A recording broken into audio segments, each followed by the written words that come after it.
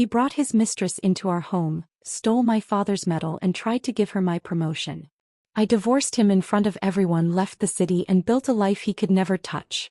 Now he's disgraced, and I'm standing on top. The first thing I felt was cold. Not the gentle chill of an open window or the light sting of an early frost, but the bone-deep kind that seeped into my skin and settled there like an unwelcome tenant. For a disoriented moment I thought I was back in that hospital room, legs useless under a thin blanket, air heavy with antiseptic and defeat. But the ceiling above me wasn't white, and the dull light filtering in wasn't the pale glow of a fluorescent tube. It was the thin yellow-tinged sunlight of winter mornings from years ago, slipping through curtains I'd thrown away long before my death. My pulse kicked. I sat up so fast my head spun. The walls, off-white with faint water stains, were exactly as they had been in the old apartment before everything fell apart. The wooden wardrobe in the corner still had the crack in its mirror from the time Daniel had shoved it moving furniture. The air smelled faintly of boiled cabbage and coal dust from the heating pipes. Oh, it couldn't be. A sound cut through my spiraling thoughts. A heavy thud against the door followed by a familiar too brisk voice. "Clara, come open the door. These bags are heavy." I froze. That voice belonged to Daniel Hayes, my husband.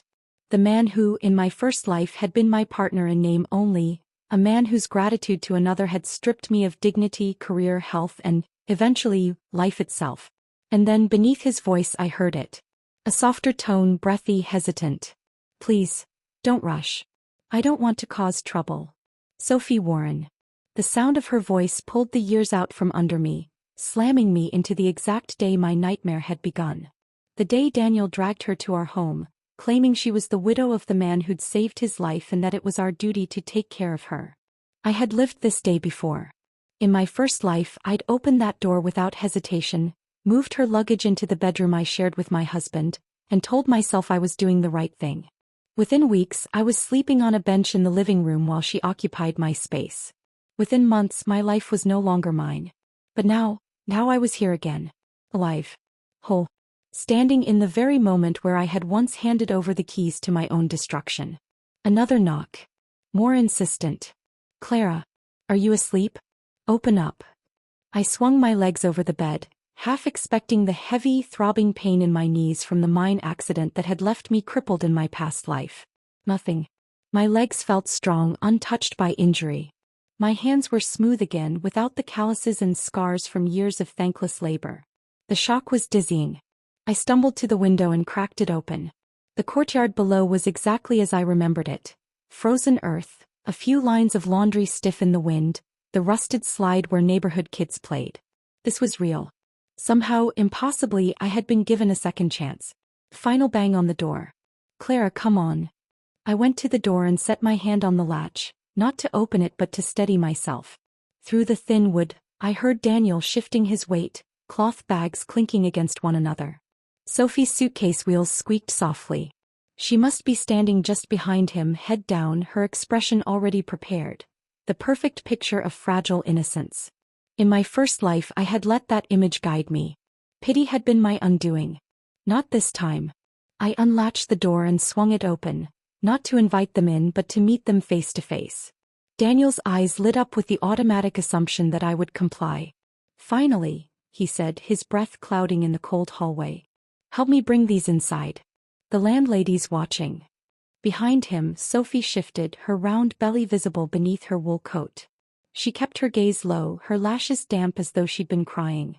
Her hand rested protectively on the curve of her stomach in a gesture calculated to soften anyone's heart. From across the landing, a neighbor's door creaked open. Mrs. Kwan, sharp-eyed as a crow, leaned out just enough to watch. Another door followed suit. Mr. Lau with his ever-lit cigarette. Footsteps on the stairs told me more were gathering. I kept my hand on the doorframe. "No." Daniel blinked. "What?" "It isn't convenient for outsiders to live in my home," I said evenly. The smile drained from his face, replaced by a frown. "Clara, this is Sophie, Chris's wife. He died saving me. We owe him." "You owe him," I cut in. "Not me." A ripple went through the small crowd gathering in the hallway. Sophie's shoulders twitched as if in hurt, and she finally looked up, her eyes wide and shimmering. Please don't be angry, ma'am, she said, her voice just loud enough for the onlookers to hear. I didn't mean to intrude. It's just, my Chris. If it weren't for him. Her voice cracked and she pressed a handkerchief to her mouth, the picture of heartbreak. I recognized it for what it was, a performance, but the neighbors didn't.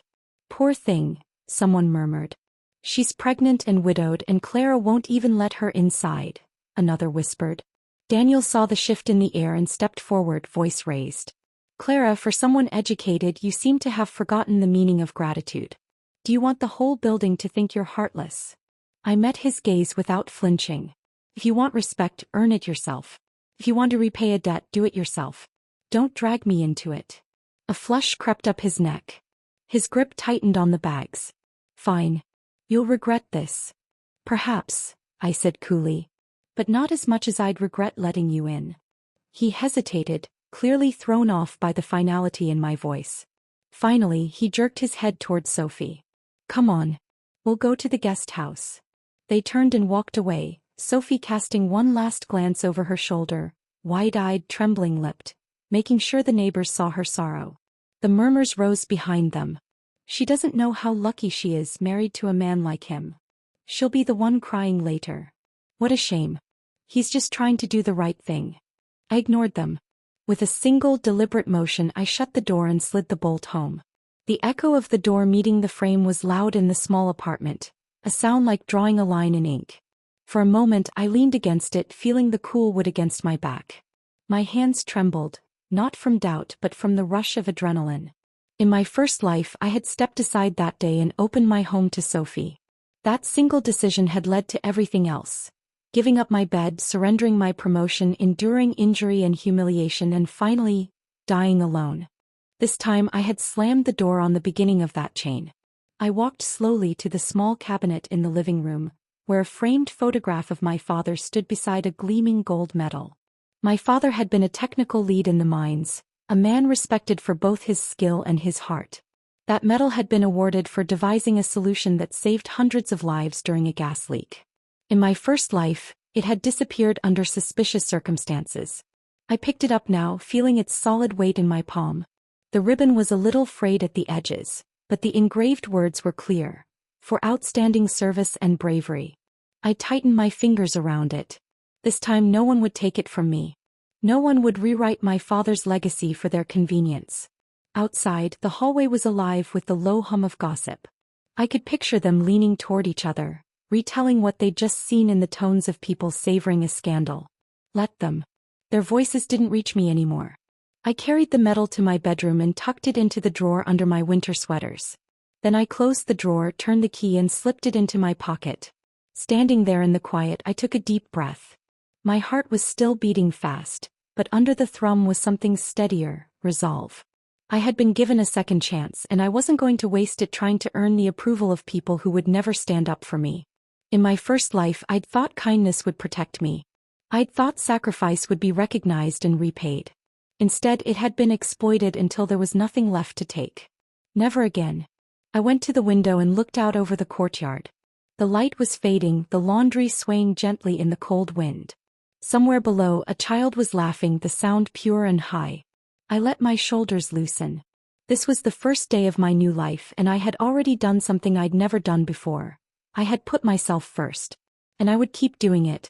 I rested my palm against the cool glass and whispered to myself, if Daniel wants to repay a debt, he'll do it without me. It wasn't just a refusal. It was a promise. 3 days passed without Daniel Hayes darkening my doorway. 3 days of blessed quiet in the apartment, no thud of strange luggage against the walls, no forced smile hiding a request I couldn't refuse. I went to work, kept my head down, and savored the small pleasure of coming home to find my door exactly as I'd left it. On the 4th morning the knock came. Not the impatient hammering from before but a careful, almost tentative rap.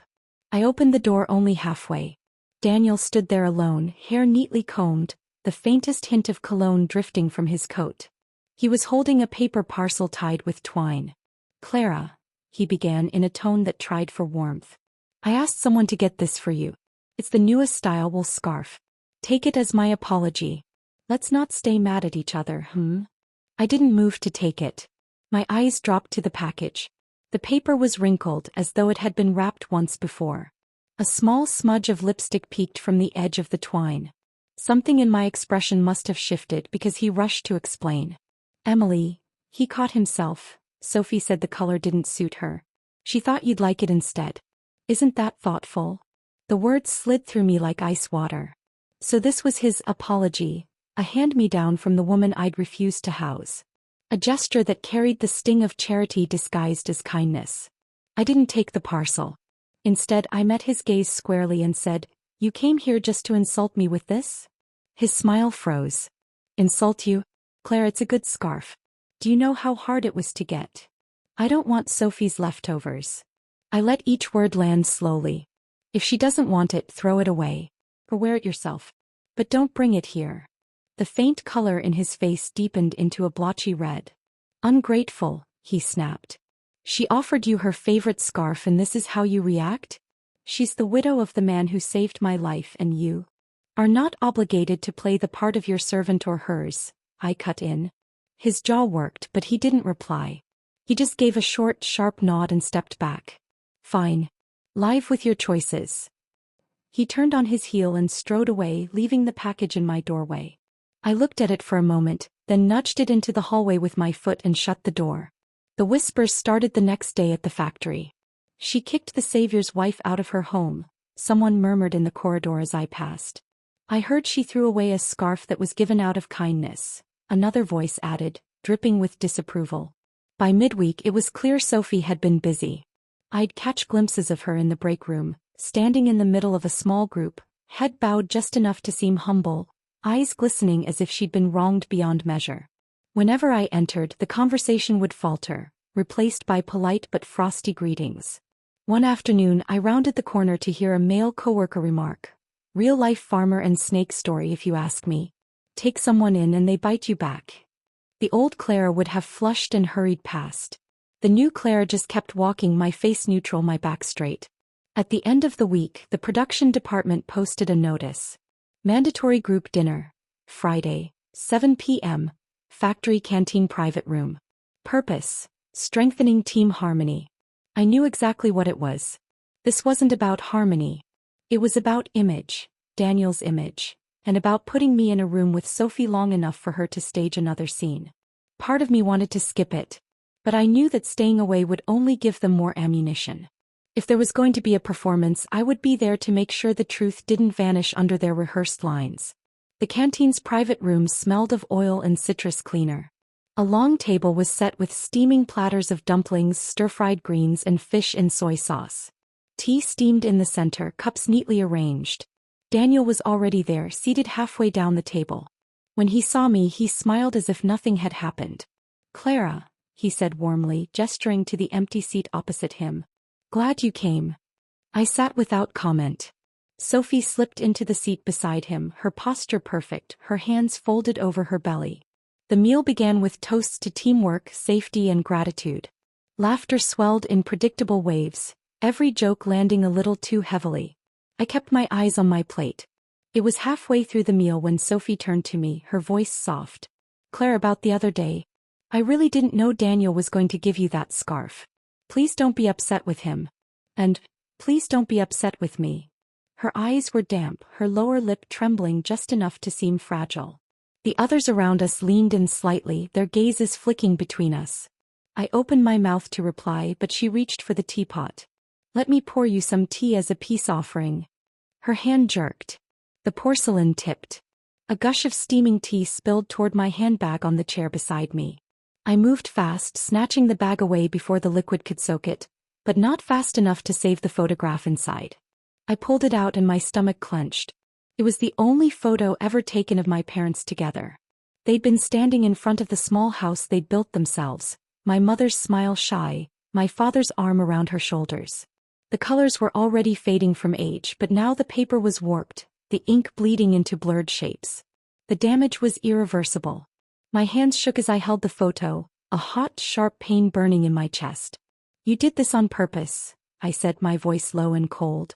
A flicker, so quick I almost missed it, passed through Sophie's eyes. Satisfaction. Triumph. Then it was gone, replaced by wounded innocence. "Clara." How can you say that? I was just trying to pour you tea. I swear I didn't mean it. Tears welled up again, sliding down her cheeks. Daniel's voice cut in hard and impatient. Enough, Clara. It's just a photo. Are you really going to make a scene over this?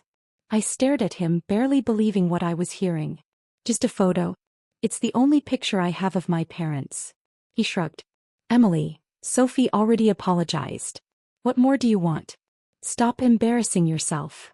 The room was silent except for the clink of a fork against a plate somewhere at the far end of the table. Without another word, I walked out of the room, leaving Daniel and Sophie sitting side by side under the weight of every gaze in the room. That night, back in my apartment, I set the ruined photo on the table and stared at it for a long time. In my first life, this moment had never come.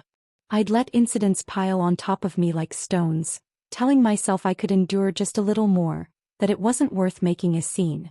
But now, I had drawn the line. And once drawn, I would not erase it. It was a gray, brittle morning when I noticed the empty space. I'd been dusting the small cabinet in the living room, the one where my father's photograph stood framed in brass. He was wearing his work jacket in the picture, smiling in that shy, proud way he had when someone insisted on taking his photo. Next to it there should have been a gold medal, solid, heavy, with a ribbon just starting to fray. It wasn't there. For a moment I thought perhaps I'd moved it to the bedroom for safekeeping. I set the feather duster down and went to check. Drawer by drawer, cupboard by cupboard I searched, sweaters, boxes, even under the bed. Nothing. A hollow feeling spread in my chest. That medal was the only tangible piece of my father's life's work. He'd earned it after finding a way to stop a gas leak in the mine that could have killed hundreds. In my first life, it had disappeared under mysterious circumstances. Back then I'd been too beaten down to demand answers. Not this time. I forced myself to think. Who had been in the apartment recently? Certainly not friends. I'd been keeping my circle small. But Daniel had been here, and Sophie. Sophie had been here once, that first day, standing in the hallway with her suitcase. Then I remembered something I'd overheard in the corridor a week ago. Sophie's voice, low but clear. Do you know a shop that buys old gold? I heard some places pay better if you don't bring the receipt. At the time I'd dismissed it as idle chatter. Now it flared in my mind like a warning light. My hands curled into fists. I grabbed my coat and headed for the guest house where Sophie was staying. The lobby was mostly empty, just a bored clerk reading a newspaper. I didn't bother explaining myself. I knew the way. Sophie's room was on the second floor, near the end of the hall. The door was ajar, a careless slip or maybe a calculated one. I pushed it open. Inside, the room smelled faintly of cheap perfume. A half-unpacked suitcase sat on the bed, clothes spilling out. I ignored them and began searching. Under the pillow, inside drawers, behind the curtain rod. It was in the lining of a brown paper package on the desk that my fingers brushed something cold and familiar. I pulled it free. My father's medal.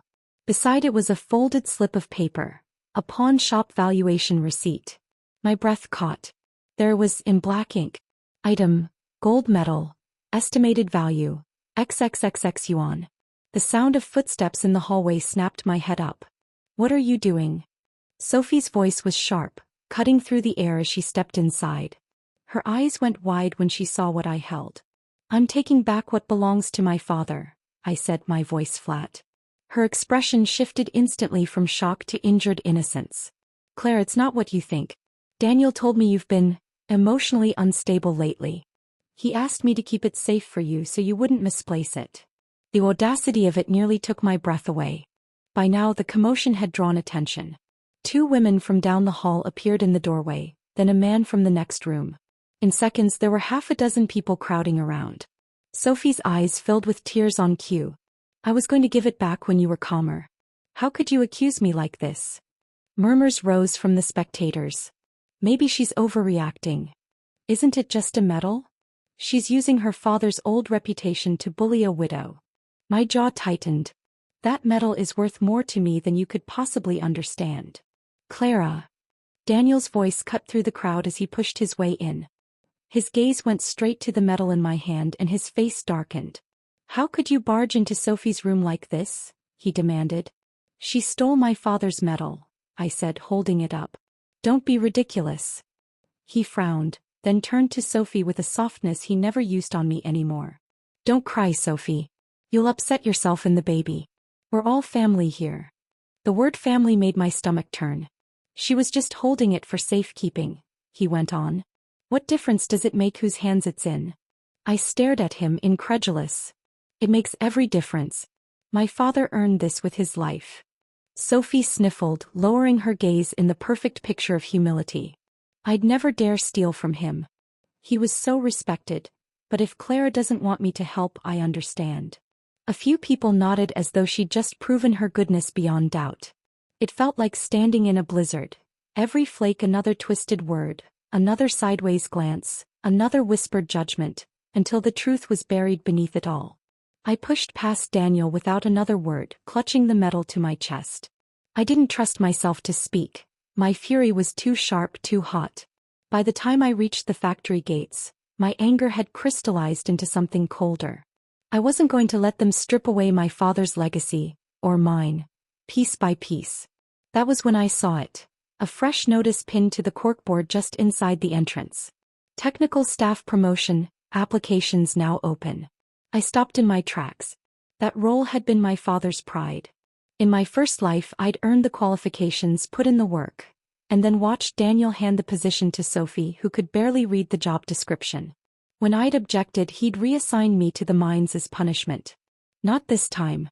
This time I would put my name on that list before he even knew what I was planning. I walked straight to the administrative office, metal still in hand. The clerk glanced up as I approached. I want to sign up for the technical staff selection, I said. He slid a form across the desk. Fill this out and return it before Friday. I took the pen, my fingers steady. Line by line, I wrote my information, the letters dark and firm against the page. When I handed it back, the clerk gave a small nod. It'll be posted next week. As I stepped outside, the cold air bit at my cheeks. The metal was still warm from my grip, its weight a reminder of what was at stake. I wasn't just fighting for a job. I was fighting for my father's name, for my own future, and for the part of me that, in another life, had been too afraid to stand her ground. This time I would not yield. The morning after I signed up for the technical staff selection, I woke before dawn. Not because of an alarm, but because my mind wouldn't rest. The factory's corridors were still dim and quiet in my thoughts, but I could already see my name on that final list, and I could see Daniel's face when it happened. I boiled water, made tea, and sat at the small table by the window. In front of me were my notebooks, drafts, and diagrams. I'd been working on an improved ventilation control method for months, ever since I'd noticed patterns in the gas readings from certain mine shafts. It wasn't perfect yet, but it was innovative, and more importantly, it was mine. I wasn't going to hand it over to anyone, especially not Sophie Warren. By mid-morning, I'd spread papers across the table like a general mapping out a battle. That was when Daniel walked in without knocking, carrying a rolled-up blueprint in one hand and a carefully composed frown. "You've applied for the technical staff position," he said. It wasn't a question. I didn't look up. Yes. He stepped closer, resting his blueprint on my table as if to stake a claim. "Clara, you know Sophie's situation. She's a widow. She's pregnant. This position isn't just a job, it's security. She could work in the office instead of risking her health." I kept my pen moving across the page. Then she should apply and prove herself like everyone else. His frown deepened. "You think this is about proving herself? Chris died saving me. I owe his family more than I can ever repay. This is one small way I can." "You mean one small way I can repay your debt for you?" I cut in. His voice dropped into that warning tone he'd used so often in our marriage before. "Your father had his time in that role. Isn't that enough for one family? Let someone else, someone who really needs it, have the opportunity." I looked him square in the eyes. "That's exactly why I have to fight for it. Because my father earned it through skill and knowledge, and that's the standard it should be given by. Not by pity. Not by favoritism." The lines around his mouth tightened. "You're so selfish. Always thinking about yourself." I set down my pen, leaning back in my chair.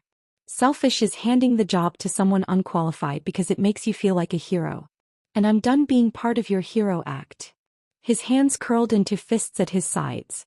"If you keep this up, don't blame me for what happens next." Then he turned on his heel and left, blueprint under his arm like a banner of retreat, but I knew it wasn't the end. It was the beginning of whatever underhanded tactics he'd decide on. The first strike came 2 days later. I was in the middle of finalizing the technical report required for the selection committee. It was nearly complete. Diagrams drawn, calculations checked twice, pages neatly bound with a cover page. I left it on the desk while I went to refill my kettle. When I returned, Daniel was standing over my desk with a cup in his hand. "Daniel," I started, but he turned and in the same motion his elbow tipped the cup. A wave of tea sloshed over the top of my report, seeping into the paper like a spreading bruise. "Oh," he said, voice flat with mock apology. "Sorry." The pages were ruined, the ink bleeding, the paper buckling. I could barely read the title anymore. "You'll have to prepare a new one," he added and walked out as if he'd just bumped a chair instead of hours of work. I stayed up that night rewriting the entire report. My hands cramped, my eyes burned, and my shoulders ached, but by sunrise the pages were complete again. I slid them into a fresh folder and resolved not to leave them unattended until submission. By mid-morning I walked into the administrative office with the report in hand. But before I could set it down, the clerk behind the desk gave me a puzzled look. "You're here to turn that in?" "Yes," I said. He hesitated, then leaned forward. "The deadline was yesterday." "What?" "The rules changed last week. Didn't you hear?" All candidates were informed. I felt the trap snap shut. If Daniel had gotten to the clerks, they wouldn't have informed me at all. And now technically I'd missed the submission. But I wasn't going to give him the satisfaction of seeing me fold. "I was not informed," I said, each word crisp. "If this is about fairness, you'll accept it. If it's about politics, you'll reject it. Which is it?" The clerk looked uncomfortable but took the folder from me. "I'll pass it along to the committee." The pre-selection meeting was held 3 days later in one of the smaller conference halls. The candidates were lined up to present their proposals before a panel of 3 senior engineers. I scanned the list posted on the door. My name was dead last. By the time it was my turn, the panelists were visibly weary. One was rubbing his temples. Another was scrolling through his phone under the table. I began anyway, speaking clearly, laying out the problem, the data, and my proposed solution.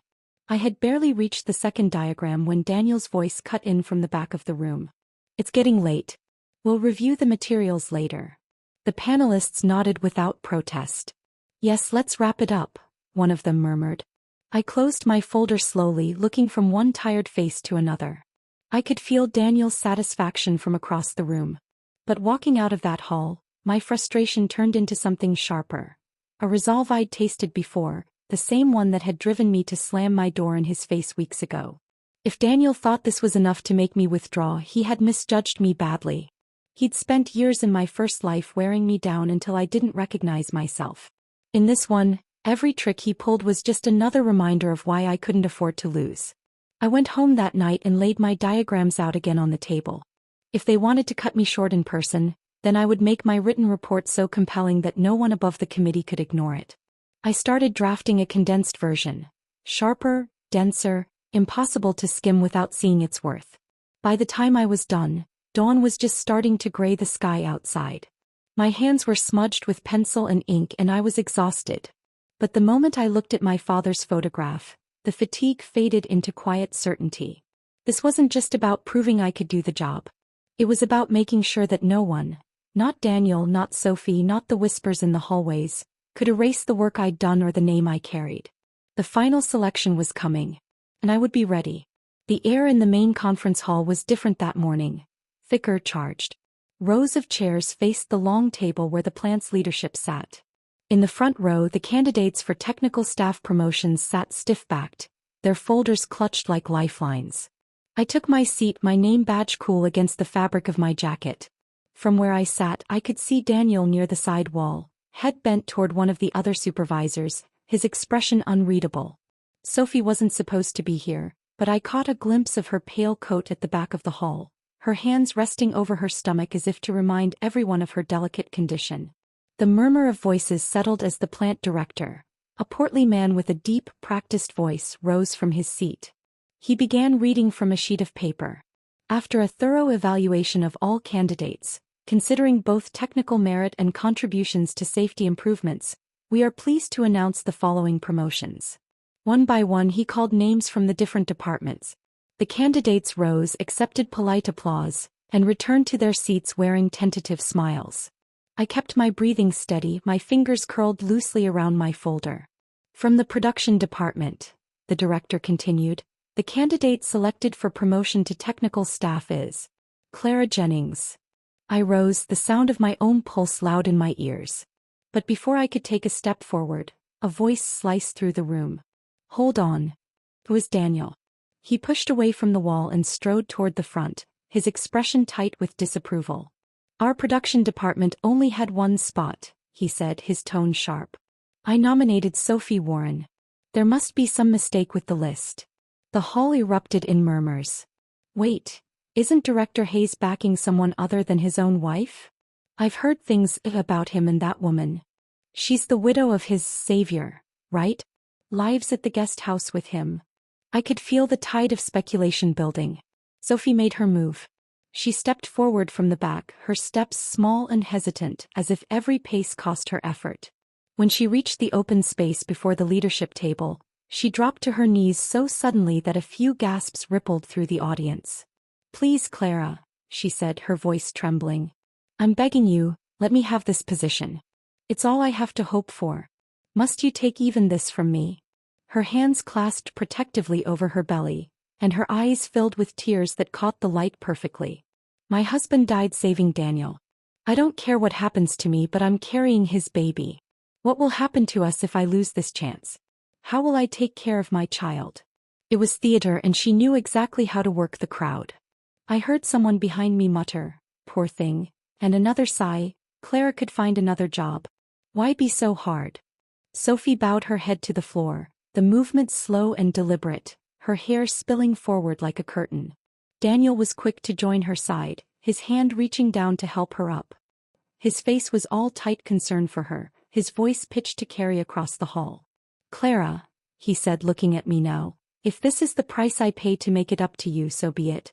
You're strong, you can work anywhere and still do well. Even if you end up in the mines, you won't starve.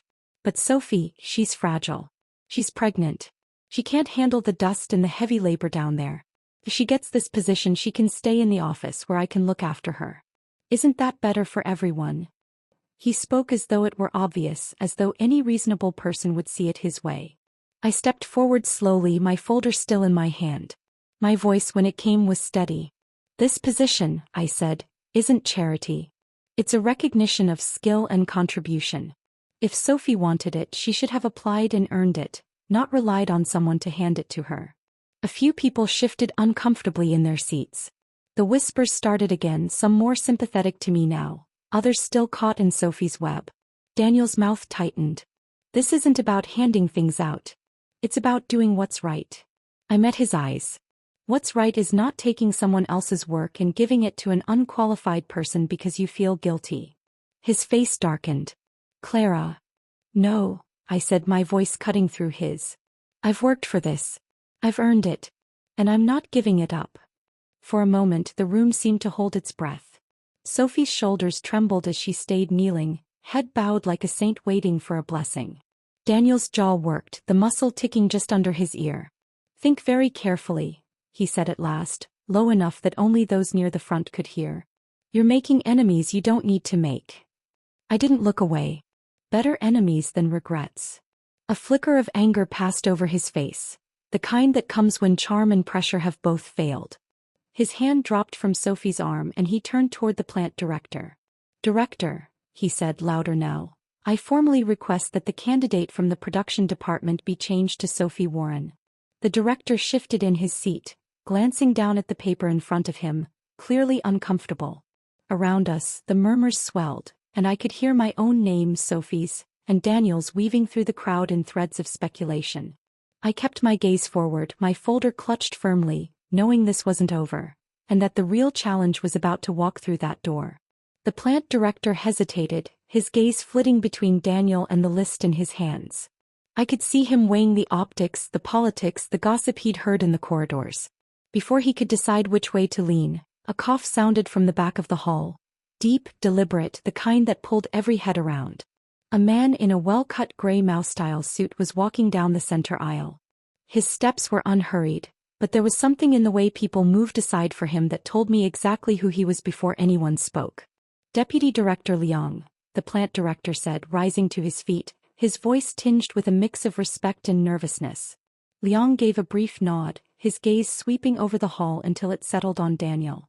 I understand you're questioning a decision made by your superiors, he said, his tone even but carrying the weight of steel beneath. Daniel's posture shifted subtly. The self-assurance he'd worn moments ago thinned at the edges. Sir, I'm only suggesting there may have been an oversight in the nomination process. Liang raised one hand, stopping him mid-sentence. The final decision for these appointments was made at the city level after reviewing all submitted work and recommendations.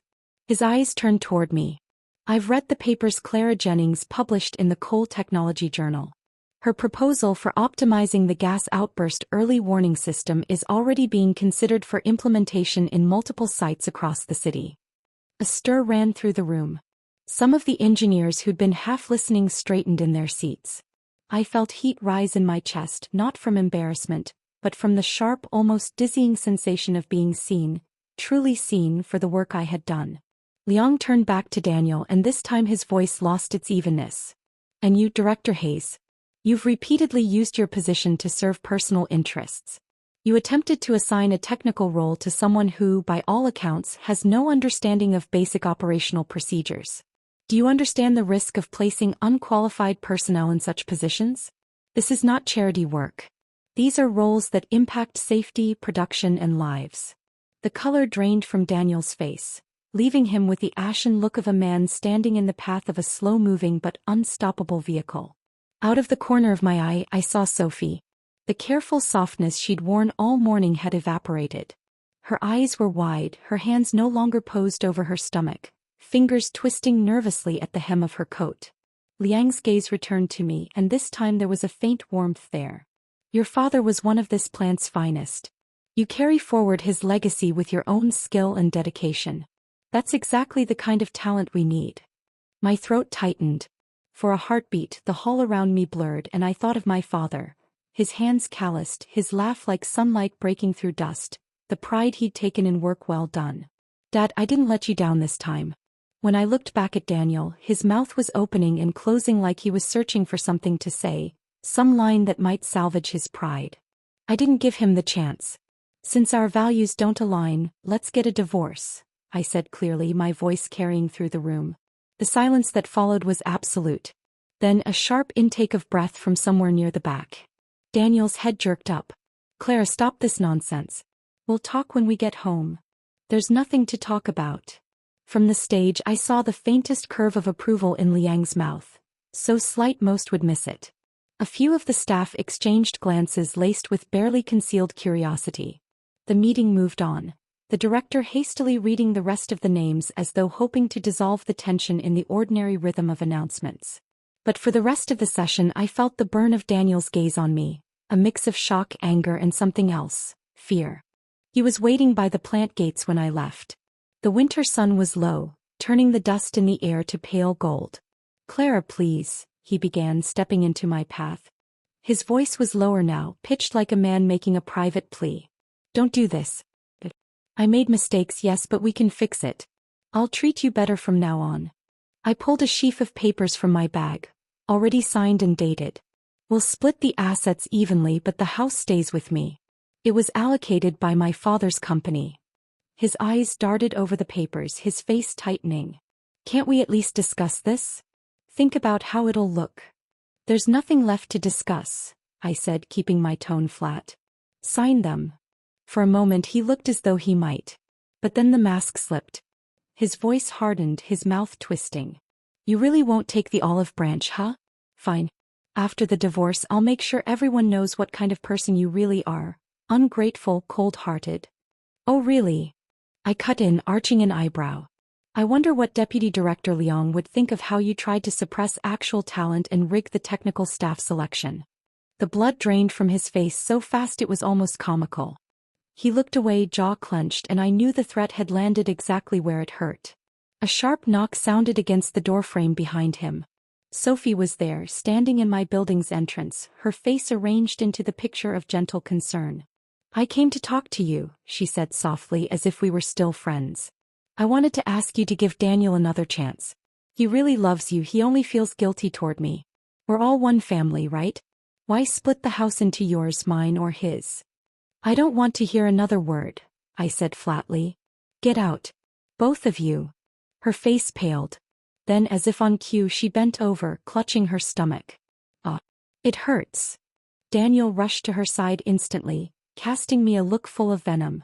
Clara Jennings, you really are heartless. You can't even show mercy to a pregnant woman? Are you trying to kill my benefactor and her baby? The scene was loud enough to draw glances from passers-by. I didn't rise to it. I simply stepped inside, shut the door and turned the lock. Through the wood, I could hear Daniel's low murmur as he helped Sophie down the steps, his voice still carrying that edge of performative outrage. But for once it didn't pierce me. The papers were signed. The decision was made.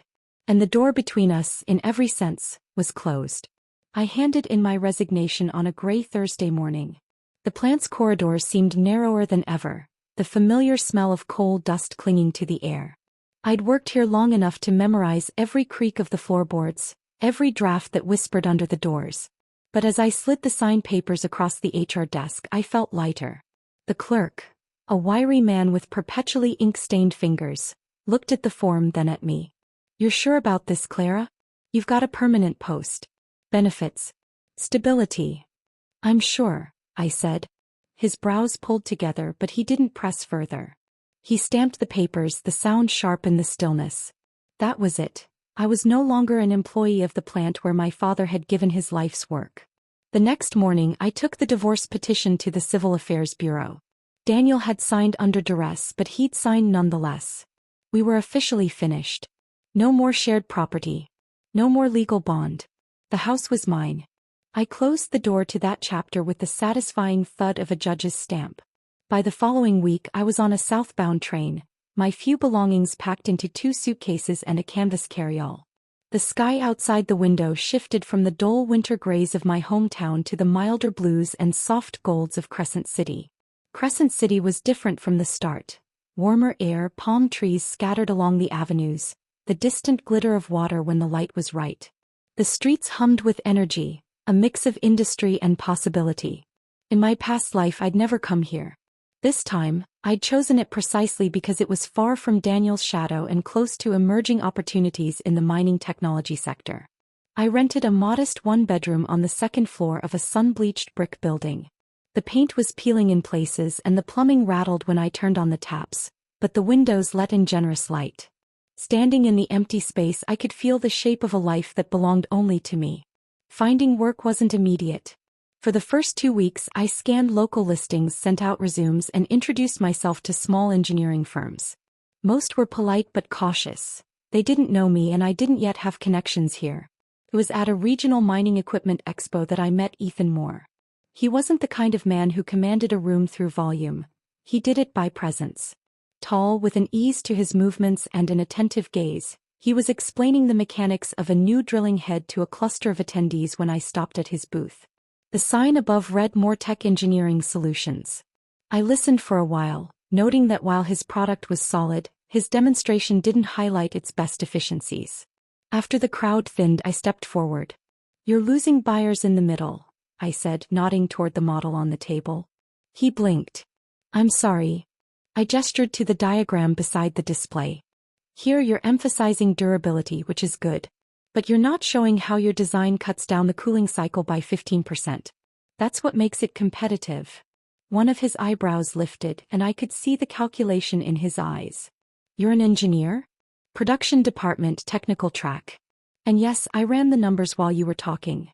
For a moment, the corner of his mouth curved into the faintest smile. Come by my workshop tomorrow, he said, handing me a business card. The workshop was on the edge of the industrial district, a wide, high-ceilinged space that smelled faintly of machine oil and sawdust. Ethan walked me through the floor, pointing out the assembly line where his equipment was built. It didn't take long to spot the inefficiencies.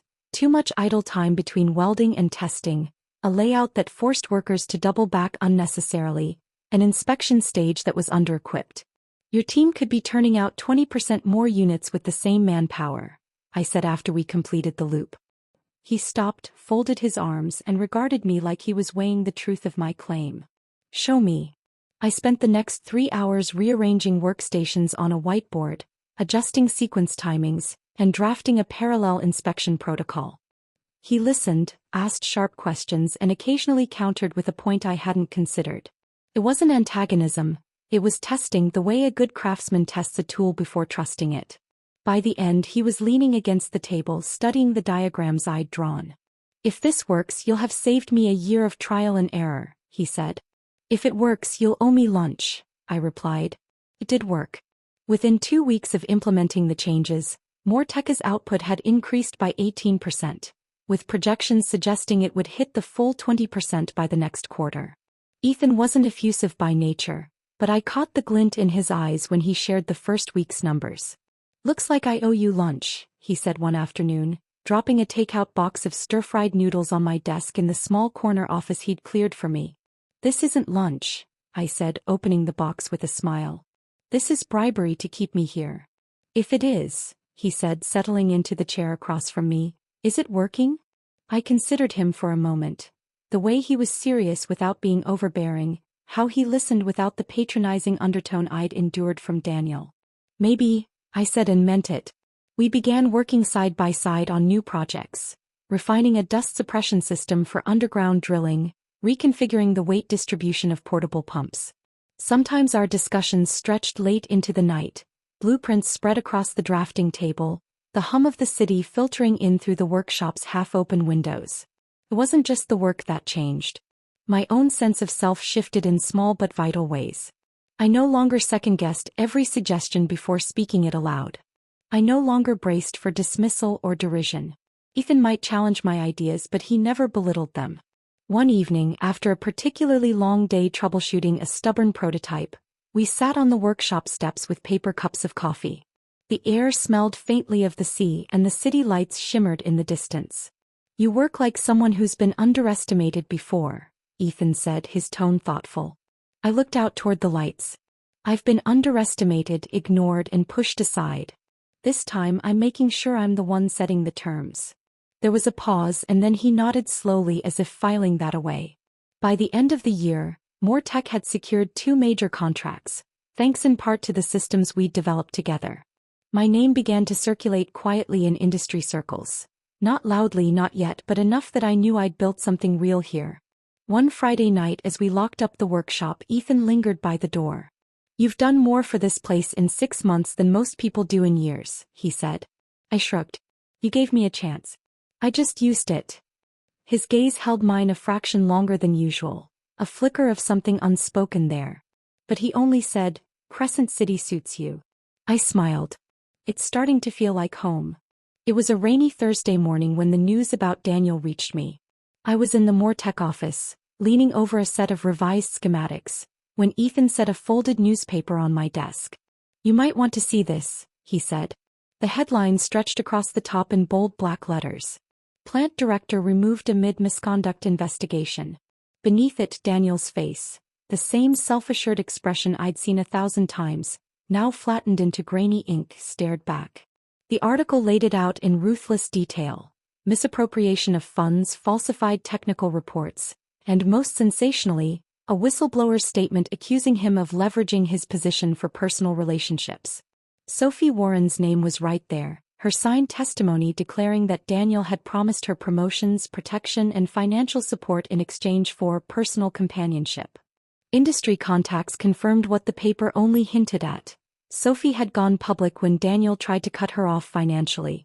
And the plant's board, eager to salvage its own image, had wasted no time cooperating with the city's investigation. I read it all once, then set the paper aside. You don't look surprised, Ethan observed. I'm not, I said. In my past life, I watched him destroy his own career with arrogance and poor judgment. This time I just wasn't standing next to him when it happened. Ethan tilted his head, studying me. Do you feel vindicated? I thought about that for a moment. There was no rush of triumph, no sharp stab of revenge fulfilled. Just a steady, quiet certainty. No, I said at last.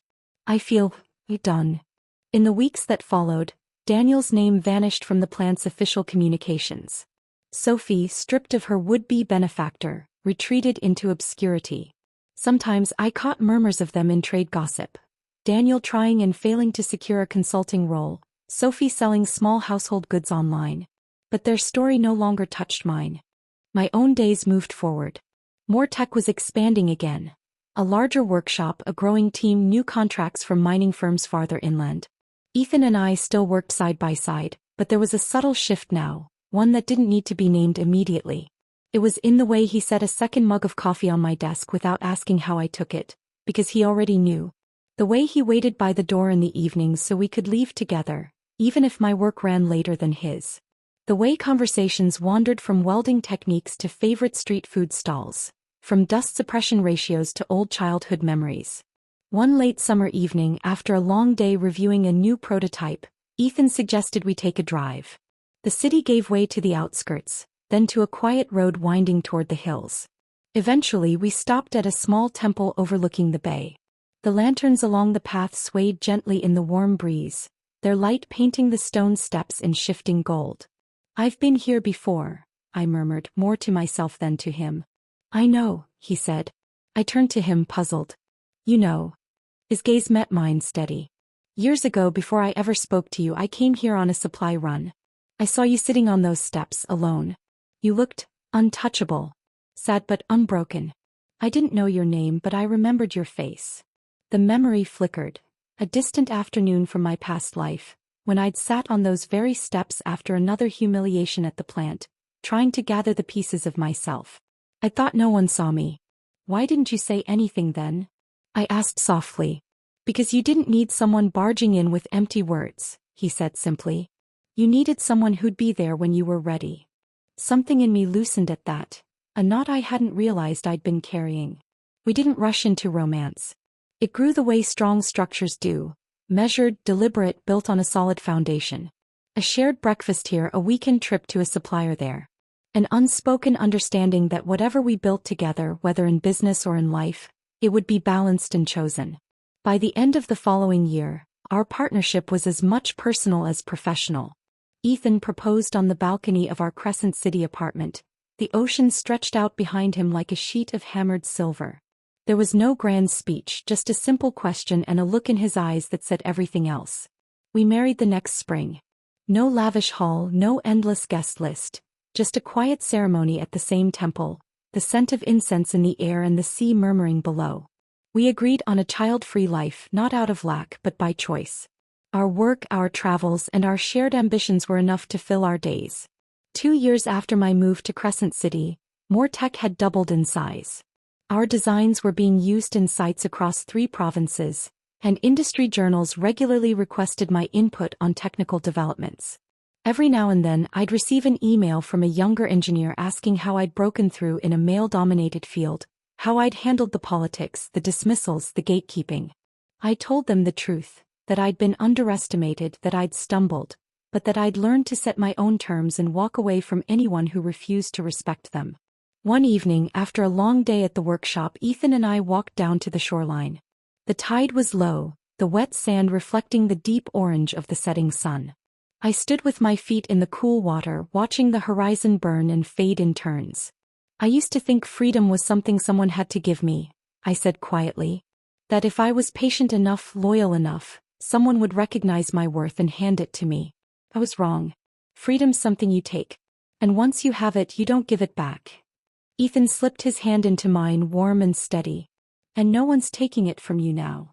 I looked at him, at the life we'd built, not perfect but ours. "No. No one is." The waves lapped at our ankles, the sky shifting to twilight.